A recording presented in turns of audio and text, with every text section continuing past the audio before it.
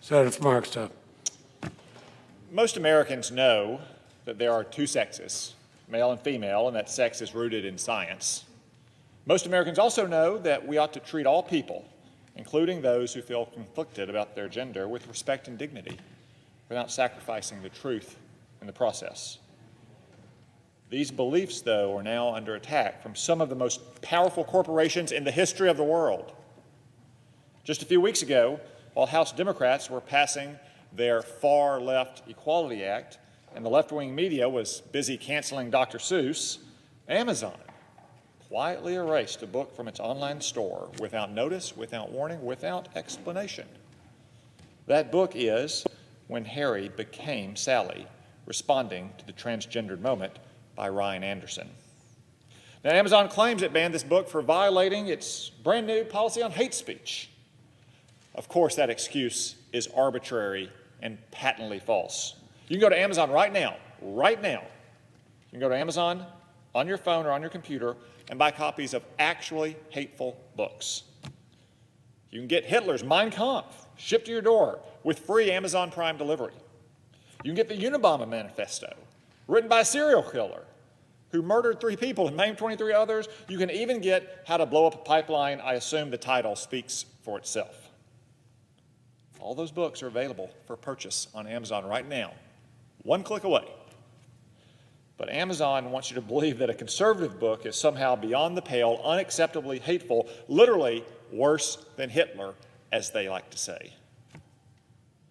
My office asked Amazon to send us the exact passages from When Harry Became Sally that it deemed so hateful that it couldn't even sell the book on its website. Shocking surprise, I know, they never got back to us. That's because the book doesn't say anything hateful. To the contrary, the book makes very clear that we should treat people who feel conflicted about their gender with the same respect and compassion that are due to all people. To quote the author, we should have abundant compassion and charity and patience with people who feel this form of alienation, but we also need to insist on telling the truth, end quote. That's not hate. It's far from it. The author's real offense, his only offense, was telling the truth. He said calmly and compassionately that boys are boys and girls are girls, and the richest man in the world banned his book from his company's platform. But of course, you don't have to agree with the common sense, historic understanding of gender in order to acknowledge how dangerous it is for one of the biggest corporations in the history of the world to start banning books. Because while Amazon's censorship may start with conservative views, it could easily mutate to censor other views that offend Jeff Bezos and his bottom line. Perhaps Amazon will come after union organizers next, since they're trying to bust up a union election in Alabama. Or maybe environmental activists. Or maybe trust busters, since so many people are talking about potential antitrust violations in the world of big tech. And even if Amazon goes only this far and no further, the damage to free speech has already been done. Books like When Harry Became Sally won't get published anymore.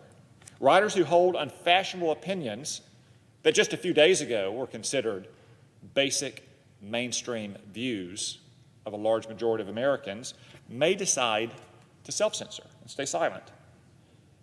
The virtual book burning may spread to other companies. Maybe Amazon will put a book burning app on its Kindle so readers can drag books from its catalog into the virtual bonfire. Political correctness will only grow more oppressive if its enforcers, like Amazon, don't face some consequences for their actions. Amazon, for instance, makes billions of dollars each year hosting websites and storing data for their government. Almost all of Amazon's profit is made in these enterprise services, not in its consumer-facing retail business.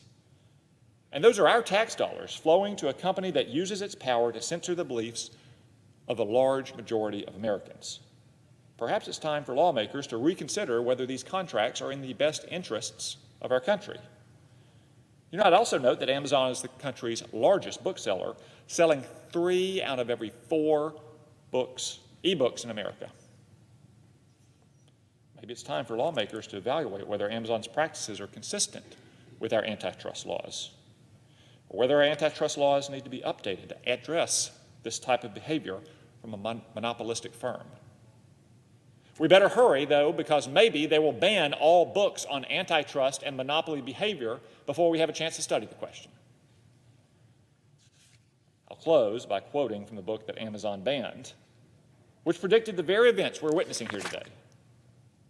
Quote, "If trans activists succeed in their political agenda, our nation's children will be indoctrinated in a harmful ideology, and some will live by its own lies about their own bodies at great harm to themselves physically, psychologically, and socially. Lives will be ruined, but pointing out the damage will be forbidden. Dissent from the transgendered worldview will be punished in schools, workplaces, and medical clinics. Trying to live in accordance with the truth will be made harder." End quote. This is not a fight over hate or bigotry, respect, or compassion. It's a battle over truth itself, the truth of who we are as human beings, and the fundamental freedom to speak that truth or any other truth without fear.